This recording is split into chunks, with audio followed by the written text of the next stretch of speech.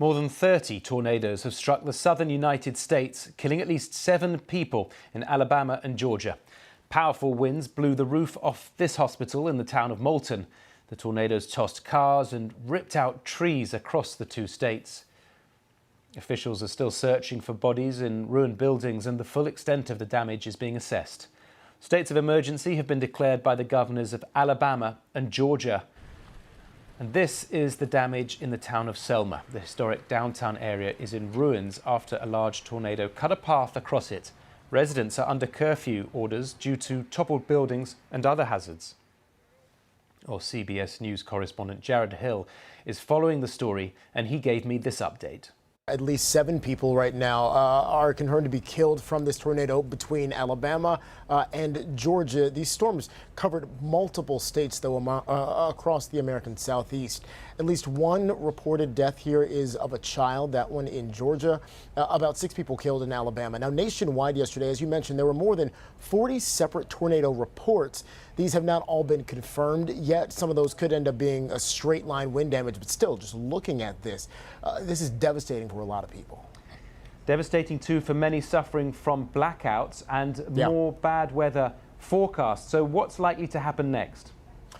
So at this point, it's going to be a lot of damage assessment. As you were mentioning, there are still some of the concerns about some of these buildings being unstable after the incredible tornadoes that came through yesterday. And so assessing the safety and security of some of these buildings, as well as the damage, and then doing the really difficult work of seeing if there are any other fatalities in relation to these storms, any people who may have been trapped in homes or cars in these storms, and we just don't know about their whereabouts at this point. The roots of this are from a powerful storm system creating more than 30 tornadoes. How unusual is this? So at this time of year, according to meteorologists, the Southeast is typically pretty dry, which is not something that would fuel this type of weather at this point of year. So this is something that does not happen very often at all. Meteorologists are saying that there potentially is some influence here from warmer weather in the Gulf of Mexico, just adjacent to the southern United States.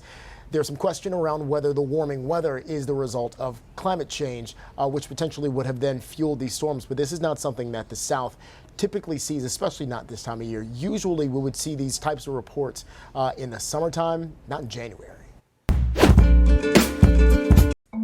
I strongly believe that the normal processes of this department can handle all investigations with integrity. But under the regulations, the extraordinary circumstances here require the appointment of a special counsel for this matter.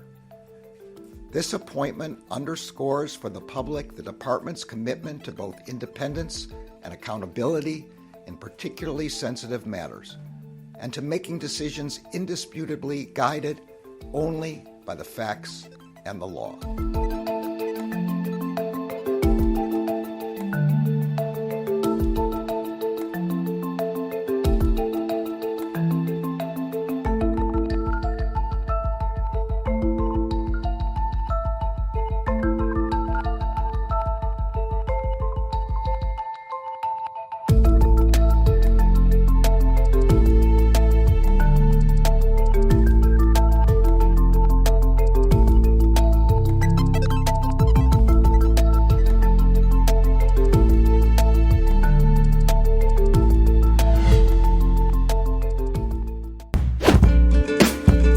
Just in this last hour, we've seen the Republican-led House Judiciary Committee launching now formally a new investigation into those classified documents found in President Biden's home and his former office. In a letter to the Attorney General, the now new Judiciary Chair, Congressman Jim Jordan, says the chief concern is, I'm quoting here, that it's not clear when the department first came to learn about the existence of these documents and whether that knowledge was concealed ahead of the midterm elections.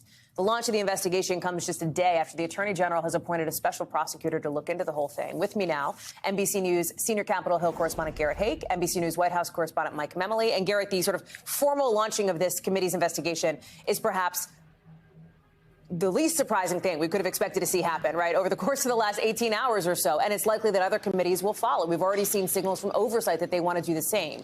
This is something that Democrats, I think, have been bracing for and that Republicans have been wanting to do since these revelations came out.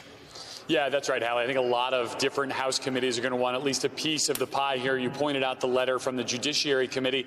Their interest is mostly focused on how the Department of Justice handled this whole episode. What about the U.S. attorney who was investigating the Biden documents on the front end? How did the special counsel get appointed? What conversations were there inside the DOJ and with the Biden White House about that appointment? But the Oversight Committee has also sent a letter to the White House saying they want to know about the discussions that were happening within the White House. They try to link it to their own investigation of Hunter Biden, pointing out that this latest document, or documents plural, that were found at the Biden's home in Delaware were found at a home where Hunter Biden had once lived. They asked kind of this open-ended question about whether he would have had access to those documents. And Hallie, they probably won't be the last. Remember, we've yet to see this weaponization of government committee that was created by this new House majority, staffed up, populated with members. They might want a piece of this too. And the House Intel Committee has asked for a briefing on these documents. They are, by definition, as a select committee that deals primarily with classified intelligence, less partisan than some of these other committees. But depending on what they hear, they too might want to conduct their own investigation. So a significant interest here from the new House Republican majority in getting.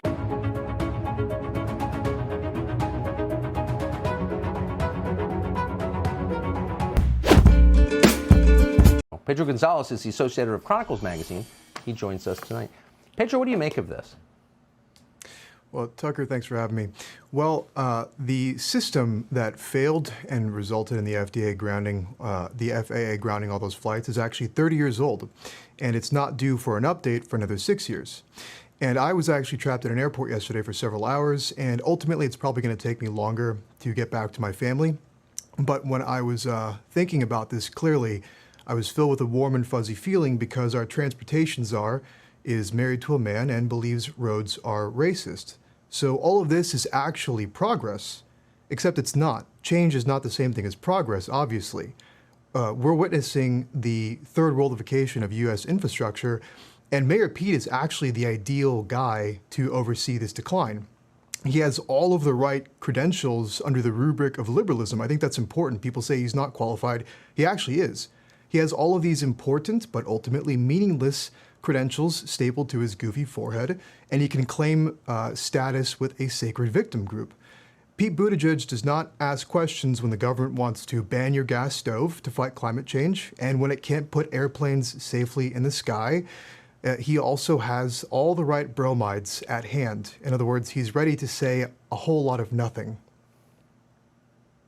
It's just weird that people put up this. I mean, it's one thing, you've got all your freaky theories about sex changes or whatever, but ultimately you kind of have to make sure the planes don't crash, that they can take off in the first place, the power grid works. People should not put up with the degradation in the basics. Why are they? I think because we've gotten used to this. It seems like inertia, and it's not just happening on the level of government. I mean, remember, think back to the summer of St. George Floyd. Citigroup, one of the sleaziest organizations, one of the sleaziest financial institutions in the world, rehabilitated itself. It rebranded itself not by changing structurally, like you said, you would expect an organization like that to change structurally. Instead, Citi just came out against racism. And then suddenly, people stopped demanding change. And they settled for, well, Citi opposes racism, and that's good enough for me. That is so true that I'm chuckling at it. You're absolutely right. Pedro Gonzalez, great to see you tonight. Thank you. Thank you. Subscribe to the Fox News YouTube channel to catch our nightly opens, stories that are changing the world and changing your life. From Tucker Carlson tonight. We have breaking news out of New York, where the Trump Organization has just been sentenced following its conviction of tax fraud. The Trump Organization has just been ordered to pay a $1.6 million fine. The company says it will appeal. Earlier this week, the only individual charged in this scheme, the company's chief financial officer, Alan Weiselberg, was sentenced to 5 months in jail. Joining us now is NBC's investigative correspondent, Tom Winter. Tom, good morning. What's the latest? Good morning, Jose. $1,610,000 to be precise, the maximum fine that could have been imposed on the Trump Organization and the Trump Payroll Corporation for their now no longer alleged, but in fact convicted crimes, all centering around Alan Weisselberg, as you suggested and as you said, now serving time at Rikers Island here in New York City for an effort to effectively pay a less amount of money on their payroll taxes, on their what they would have to put forward as far as Medicare taxes that come out of the paychecks in this effort to give Weisselberg the luxury apartment, the luxury cars, pay for tuition for his grandkids, all in an effort to really make Alan Weisselberg's life easier to commute to and fro the Trump Corporation and to act as its CFO. You see him there rather between the former president and his son Eric. So that's what this means as far as today, imminently for the Trump Corporation. I think now you have to look at this in the totality of what the former president and his company faces, and that, at least in the immediate term, is nothing in New York State from a criminal perspective. There's no longer any cases outstanding against him. Of course, there's the very broad civil case brought by New York's Attorney General, which alleges a whole host of fraud and financial type crimes, but only on the civil side. So it's not really something that will impact the company or the former president or his children from a criminal perspective. Now, the Manhattan District Attorney's Office says that this investigation remains ongoing. Of course, they have the former president's taxes. They were the first agency or law enforcement group to have them, going to the Supreme Court twice and winning their arguments there after Trump's attorneys tried to thwart their subpoena for those documents. So where this case goes is still a bit of a question, Jose. Michael Cohen suggested on our colleague Nicole Wallace's show earlier this week that he expects a call from the Manhattan District Attorney's Office. That felt like a little bit more than a hunch. So we'll just have to see where this case goes from here and see whether they want to talk to him, whether they want to talk to him about those Stormy Daniels payments. That could be interesting, though no legal analyst has been able to provide me with a state charge that could be potentially brought over that course of conduct, Jose.